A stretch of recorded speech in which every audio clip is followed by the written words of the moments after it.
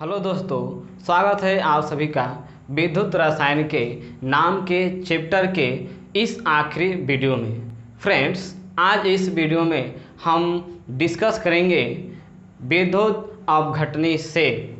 Friends, हमने इस chapter के स्टार्टिंग में यह पढ़ा है कि रासायनिक अभिक्रियाओं द्वारा विद्युत धारा उत्पन्न किए। ठीक इस टॉपिक में उसका उल्टा है। यहाँ रासायनिक अभिक्रियाओं को करने के लिए हम लोग अपनी विद्युत धारा देंगे और विद्युत धारा देंगे तब जाकर यह रासायनिक अभिक्रियाएं संपन्न होंगी। Clear friends? तो अब हम लोग शुरू करते हैं विद्युत अपघटनी सेल। मान लीजिए आपके पास गलित NaCl है जिसका विद्युत अपघटन करना है। अब गलित NaCl का मतलब यह फ्रेंड, जो आपके घरों में नमक हैं वह नमक ठोस अवस्था में, यदि उस नमक को पिघलाकर या पिघालकर यदि द्रव अवस्था में ला दिया जाए उसको हम लोग बोलते हैं गलित NaCl। क्लियर? उसी गलित NaCl का विद्युत अपघटन करना है, अर्थात अपघटन का मतलब तोड़ना है, इसको अलग अलग करना है। फ्रेंड, तो तोड़ने के लिए इस गलित NaCl को हम बाह्य विभव देंगे, अर्थात विद्युत धारा, और जब इसको हम विद्युत धारा देंगे तब यह जाकर टूटेगा। तो आइए फ्रेंड्स, हम लोग इसके अभिक्रियाओं को समझते हैं। सबसे पहले जो गलित NaCl है फ्रेंड्स, इसको एक पात्र में हम लोग लेंगे और इस पात्र में गलित NaCl है। क्लियर? अब इसको अपघटन करने के लिए हमने इसमें 2 इलेक्ट्रोड्स लगा दिए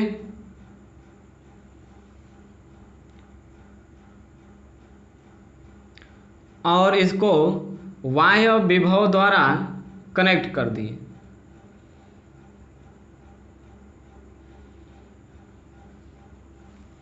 क्लियर फ्रेंड्स? जैसा आप जानते हैं कि लेफ्ट भाग में जो होता है वह प्लस और जो राइट साइड में होता है माइनस। क्लियर? इस प्लस को हम लोग बोलते हैं फ्रेंड एनोड।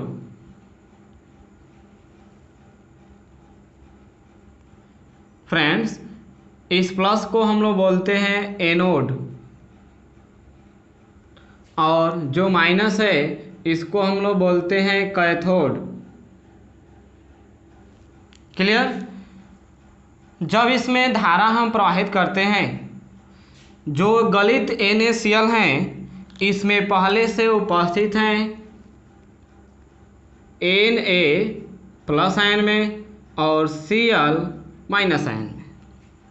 क्लियर? जैसे ही हम इसमें धारा प्रवाहित करेंगे,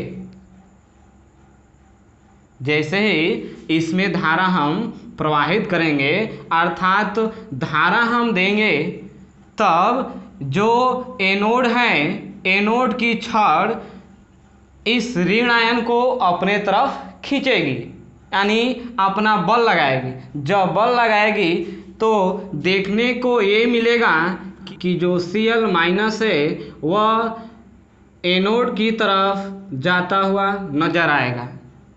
क्लियर? और जो Na प्लस हैं वह कैथोड की ओर जाती हुई नजर आएगी। क्लियर? अब फ्रेंड्स, जो Cl है इसका पूरे विश्व का नियम यह है कि Cl हमेशा प्लस की तरफ जाती है और जो Na प्लस है वह माइनस की तरफ जाती है। क्लियर? अब हमको देखना फ्रेंड्स यह है कि जो Cl माइनस एनोड पर गई वह वहाँ पर अभिक्रिया किस प्रकार कर रही है, और जो Na प्लस हैं वह कैथोड पर जाकर अभिक्रिया किस प्रकार करते हैं और क्या निर्माण करते हैं। क्लियर। तो हमको दो तरह से अभिक्रियाएं देखना है, एक एनोड पर अभिक्रिया और दूसरी देखना है कैथोड पर। यहाँ हम देखेंगे फ्रेंड्स, एनोड पर अभिक्रिया और यहाँ देखेंगे कैथोड पर अभिक्रिया। दोस्त, यह दोनों अभिक्रिया समझने के लिए आपको एक चीज़ जानना आवश्यक होगा कि NaCl का निर्माण किस तरह होता है। यदि यह अभिक्रिया आप समझ जाते हैं कि Na जो Cl है अर्थात नमक का निर्माण किस तरह हुआ है, तो यह अभिक्रिया आपको समझने में बहुत आसान हो जाएगी। फ्रेंड्स, आइए हम आपको पहले यह बताता हूँ कि जो NaCl है उसका निर्माण किस तरह होता है।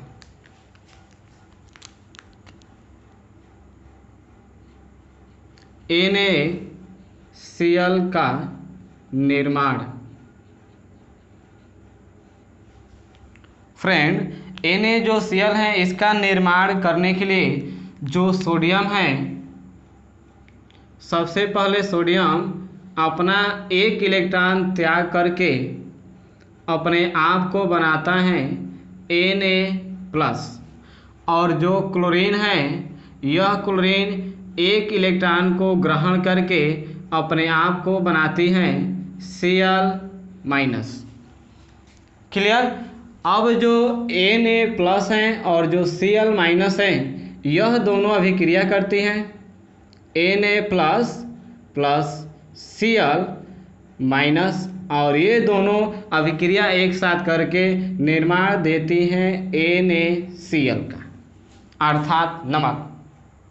फ्रेंड्स, इस अभिक्रिया में देखना यह है कि जो Na है वह एक इलेक्ट्रॉन का दान करता है और अपने आप को बनाता है Na+, और जो Cl हैं वह एक इलेक्ट्रॉन को ग्रहण करती हैं, ग्रहण करके अपने आप को बनाती हैं Cl-। क्लियर। अब यह इसकी अभिक्रिया की तुलना में यह जो अभिक्रिया होगी ठीक उसके विपरीत, यहाँ पर जो Cl हैं वह इलेक्ट्रॉनों को ग्रहण करती हैं, तो यहाँ पर Cl इलेक्ट्रॉनों को त्याग करेगी, और जो Na है यहाँ पर इलेक्ट्रॉन को त्याग कर रहा है, तो इस अभिक्रिया पर इलेक्ट्रॉन को ग्रहण करेगी। आइए देखते हैं फ्रेंड्स, एनोड पर जो आयन आ रहा है वह है Cl-, और जो कैथोड पर जा रहा है वह क्या है Na+। क्लियर। फ्रेंड्स, आपने यहाँ अभी देखा कि जो Cl है वह एक इलेक्ट्रॉन को ग्रहण करके अपने आप को बनाता है ऋण आयन। ठीक वहाँ से यहाँ पर जो अभिक्रिया होगी उसके विपरीत होती हैं। यहाँ से जो Cl- है एक इलेक्ट्रॉन को त्याग करके अपने आप को बनाएगा Cl। क्लियर। और यह जो Cl है अब दो इलेक्ट्रॉनों को त्याग करेगा और त्याग करके अपने आप को बनाएगा Cl2, जिसको हम लोग बोलते हैं फ्रेंड क्लोरीन गैस। क्लियर। और कैथोड पर जो आया Na+, इसकी अभिक्रिया समझने के लिए आप यहाँ देखिए कि जो Na है यहाँ से एक इलेक्ट्रॉन जो सोडियम है त्याग करता है और त्याग करके निर्माण देता है Na+। ठीक इस अभिक्रिया में उसके विपरीत होगा। अब यहाँ पर जो Na+ है यहाँ से एक इलेक्ट्रॉन को ग्रहण करेगा और ग्रहण करके अपने आप को बनाएगा Na। क्लियर। जो सॉलिड होगा अर्थात ठोस अवस्था में। ठीक। तो देखने को यह मिलेगा फ्रेंड कि जो Na+ हैं कैथोड पर आकर ठोस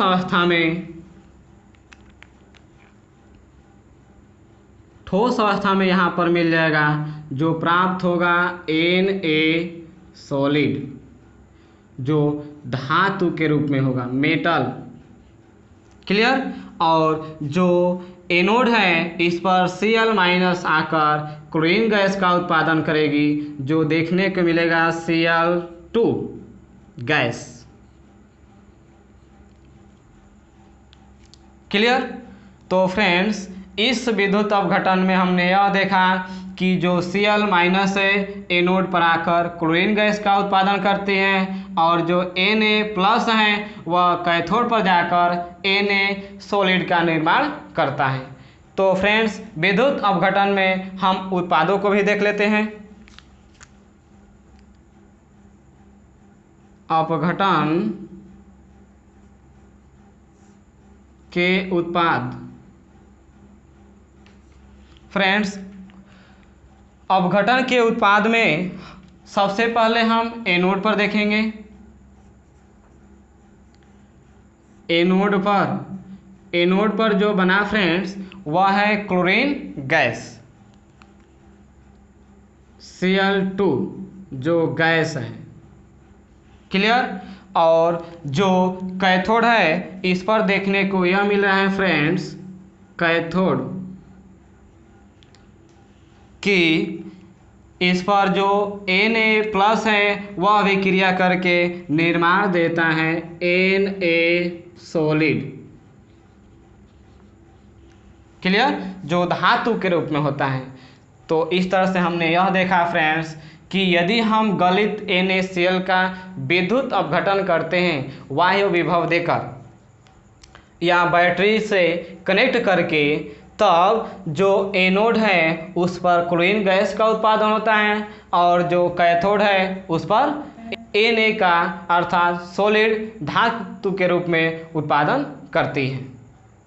तो यहाँ हम पढ़ सकते हैं फ्रेंड्स, जो विद्युत अपघटनी सेल है विद्युत धारा की सहायता से विलयन में बाह्य विभव अर्थात बैटरी लगाकर रासायनिक क्रियाएं होती हैं।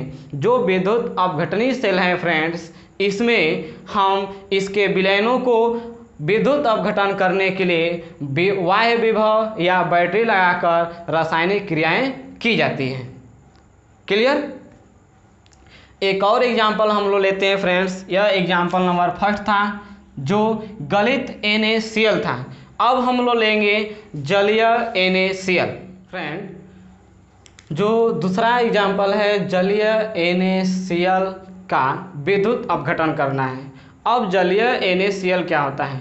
यदि जो आपके पास नमक है फ्रेंड्स, यदि उस नमक को हम पानी में अर्थात जल में डाल दें तो प्राप्त होता है जलीय NaCl। क्लियर।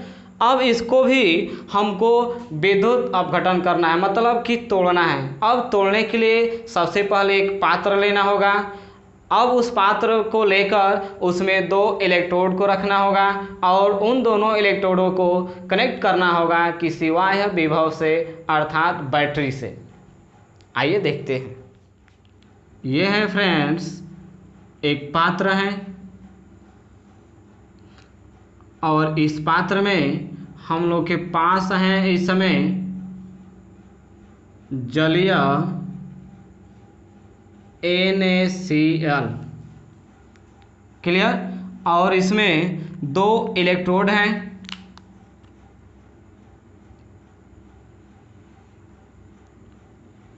इन दोनों इलेक्ट्रोडों को बाह्य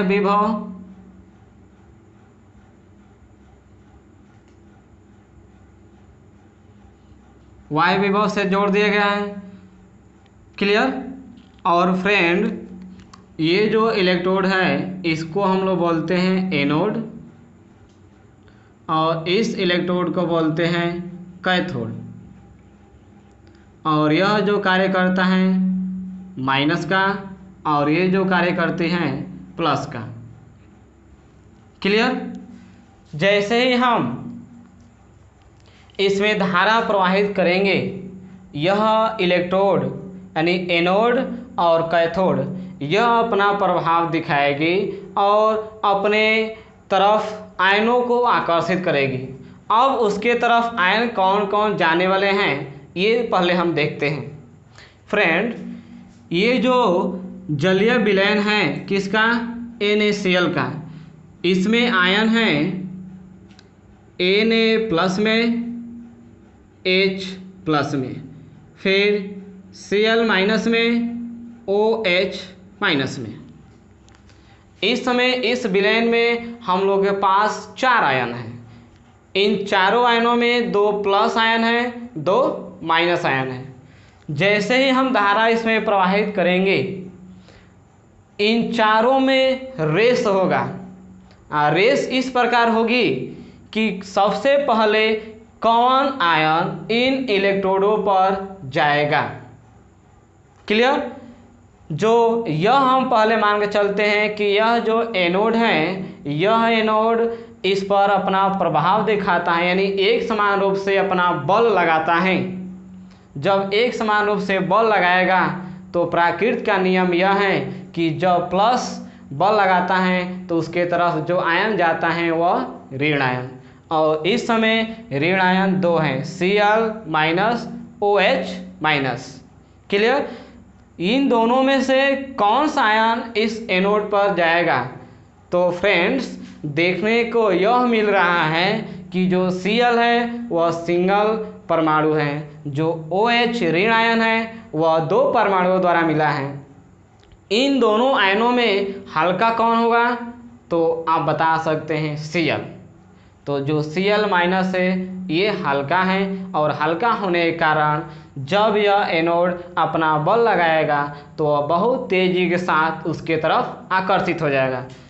तब एनोड पर देखने को ये मिलेगा कि जो Cl- है उसके तरफ जाती हुई नजर आएगी। क्लियर। तो एनोड पर आ गया Cl। अब फ्रेंड्स, कैथोड भी अपना बल लगाएगी।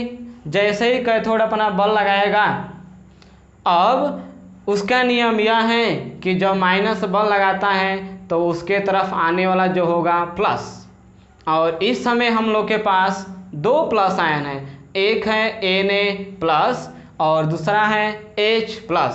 इन दोनों में से उसके तरफ आकर्षित कौन होगा, तो फिर से वही नियम, जो आयन हल्का होगा उसके तरफ आकर्षित तीव्र के साथ हो जाएगा, और जो भारी होगा आयन वह आकर्षित नहीं होगा। तो देखने को ये मिल रहा है फ्रेंड कि जो हाइड्रोजन है और क्लोरीन है, इन दोनों की तुलना में जो हाइड्रोजन है यह सबसे हल्का आयन है, क्योंकि इसका परमाणु भार 1 होता है और सोडियम का होता है 23। क्लियर। तो इसमें जो H आयन है यह परमाणु में हल्का है, इसलिए यह कैथोड पर आकर्षित हो जाएगा। तो देखने को यह मिलेगा फ्रेंड्स कि H+ आयन है जो कैथोड की ओर जाती हुई नजर आएगी। क्लियर। तो हमने यह देखा फ्रेंड्स कि एनोड पर Cl- आ गया और कैथोड पर H+ आ गया। अब इन दोनों की अभिक्रियाएं देखते हैं। एनोड पर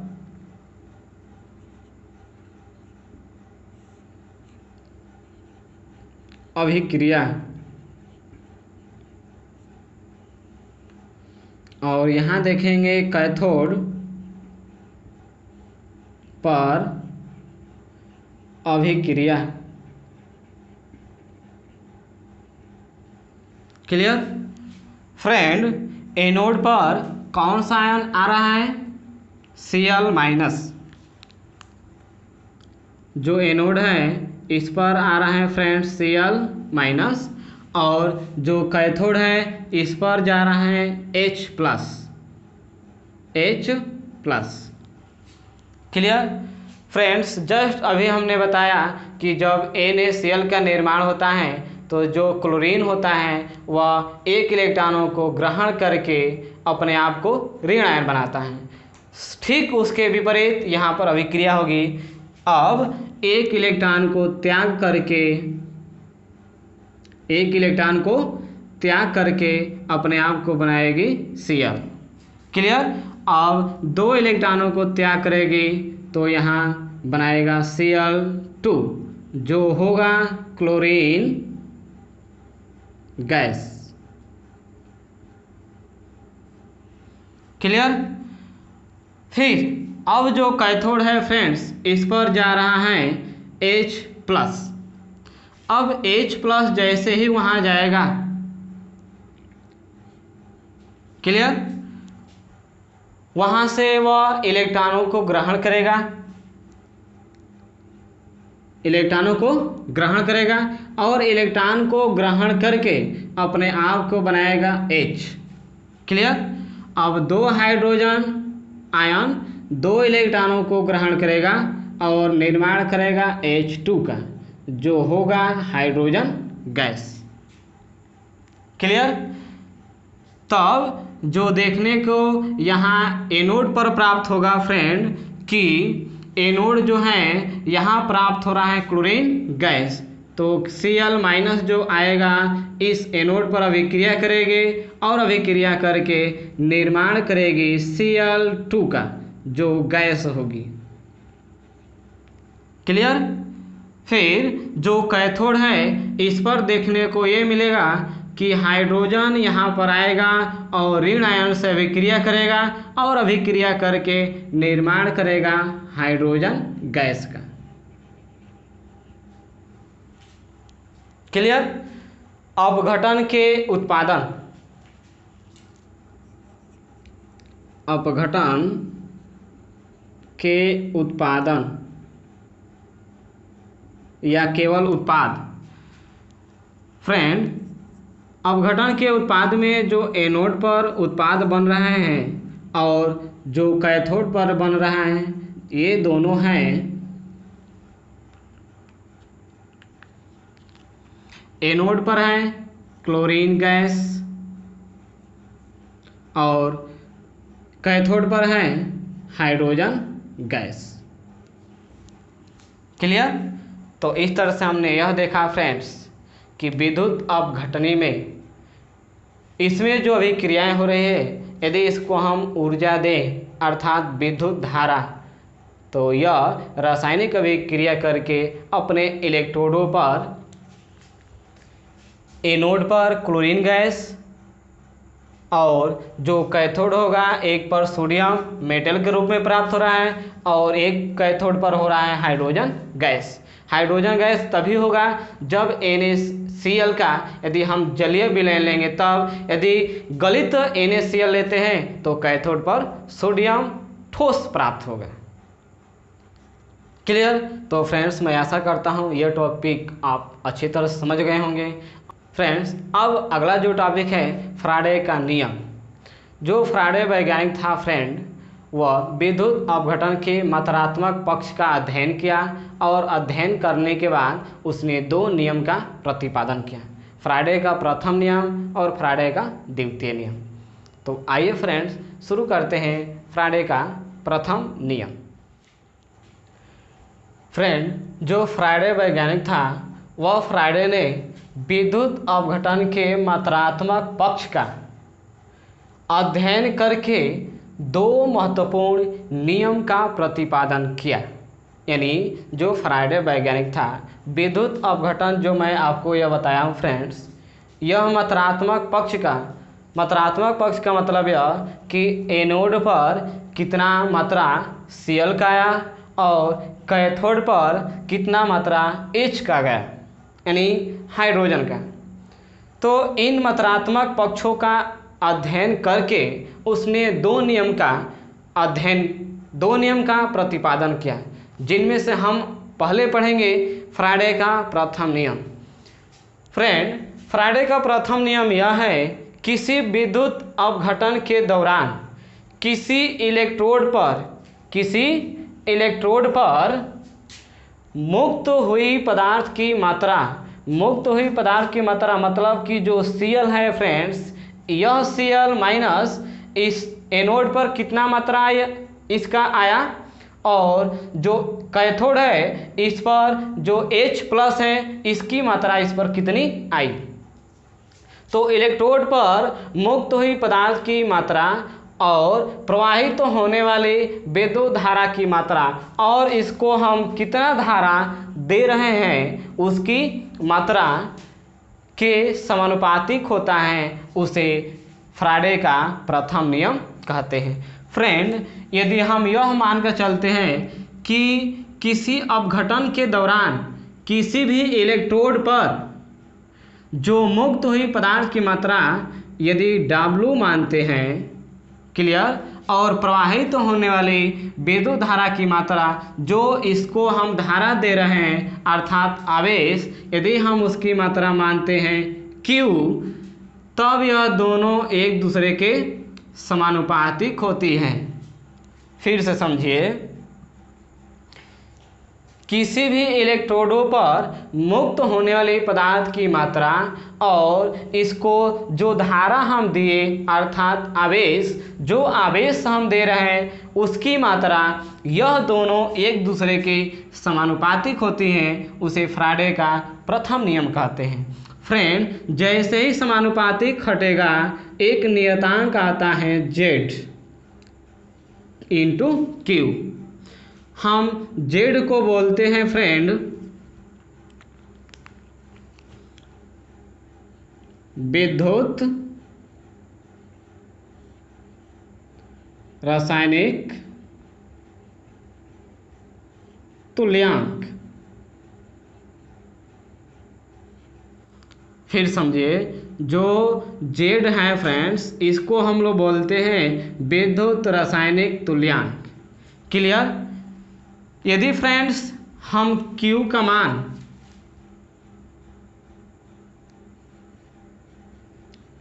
निकालना चाहें तो फ्रेंड्स आप जानते हैं कि Q बराबर होता है I इंटू टी। क्लियर? तो Q का मान यदि हम I इंटू टी रखते हैं तो यहाँ प्राप्त होगा Z into I into T. यहाँ से हमने एक इक्वेशन प्राप्त कर लिया। क्लियर?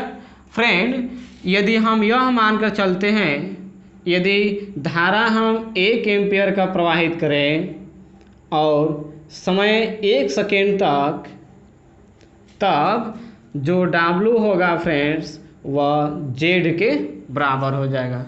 अर्थात हम यह कहें किसी विद्युत अपघटन के दौरान किसी भी इलेक्ट्रोड पर जो मुक्त हुई पदार्थ की मात्रा होती है उससे प्रवाहित होने वाली धारा यदि हम 1 एम्पियर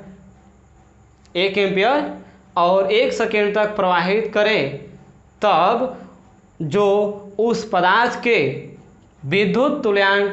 विद्युत रासायनिक तुल्यांक होगा वह उसके बराबर होता है। फिर समझिए फ्रेंड्स, यदि किसी विद्युत अपघटन के दौरान किसी इलेक्ट्रोड पर मुक्त हुई पदार्थ की मात्रा और उसमें प्रवाहित होने वाली धारा 1 एम्पियर 1 सेकेंड तक अधिक किया जाए, तब उस पर विद्युत रासायनिक जो तुल्यांक होगा वह उस भार के अर्थात मात्रा के बराबर होता है। पढ़िए इसके पदों को।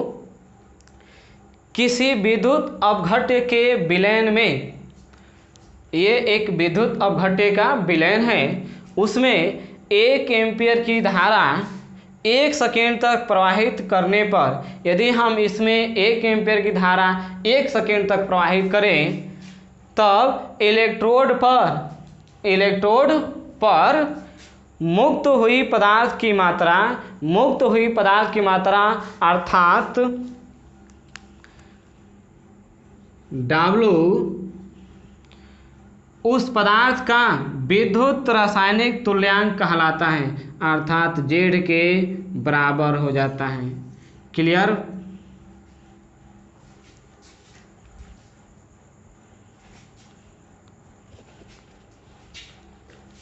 फ्रेंड्स, मैं आशा करता हूँ कि अभी जो मैंने आपको टॉपिक जो बताया यह टॉपिक आप अच्छे तरह समझ गए होंगे। अब हम चलते हैं फ्रेंड्स फ्राडे का द्वितीय नियम। आइए फ्रेंड्स शुरू करते हैं फ्राडे का द्वितीय नियम। फ्रेंड, यदि आपके पास 3 अलग अलग विद्युत अपघट्य के विलयन हैं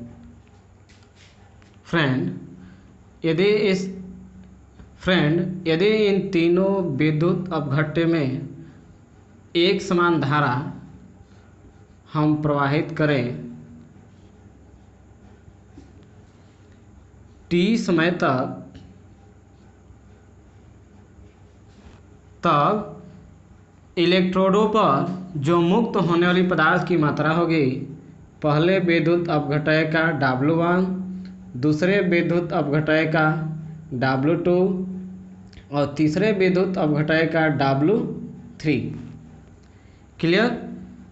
तब पहले विद्युत अपघट्य का विद्युत रासायनिक तुल्यांक Z1, दूसरे का Z2 और तीसरे का Z3।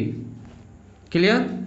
यदि हम इसमें I × T से गुणा करते हैं तो इस फार्मूले के अनुसार हम लोग आ जाते हैं।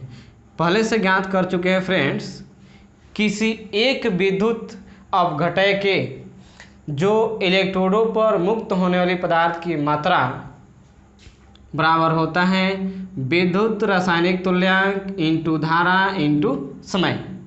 इस फार्मूले के आधार मैंने पहले विलयन के जो विद्युत अपघटय पर इलेक्ट्रोडों पर जो मुक्त होने वाली पदार्थ की मात्रा W1 है, वह मान प्राप्त हो गया Z1 × IT। इसी प्रकार दूसरे विद्युत अपघट्य से प्राप्त होगा W2 = Z2 IT। इसी प्रकार तीसरे से भी प्राप्त हो जाएगा Z3 × IT। यदि फ्रेंड्स हम W1 में डिवाइड करें W2 से, तो तब मान जो प्राप्त होगा, W1 का मान है Z1 IT अपान W2 का मान है Z2 I3। IT से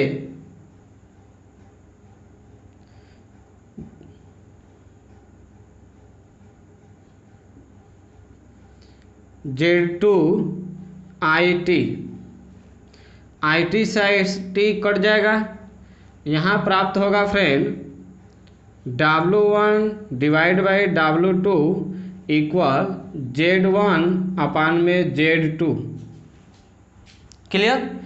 यहाँ देखने को ये मिल रहा है, यदि Z1 का मान बढ़ेगा तो W1 का भी मान बढ़ेगा, यदि Z2 का मान कम होगा तो W1 का भी मान कम होगा।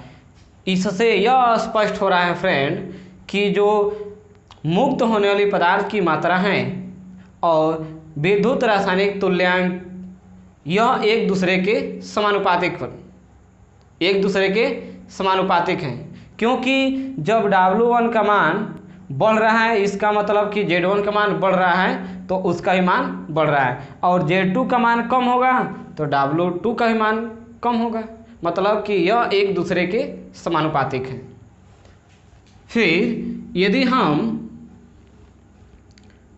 W2 में भाग लगाएं W3 से, तब मान प्राप्त होगा Z2 IT divide by Z3 IT। IT से IT कट जाएगा, W2 अपान में W3 इक्वल Z2 अपान में Z3 प्राप्त होगा।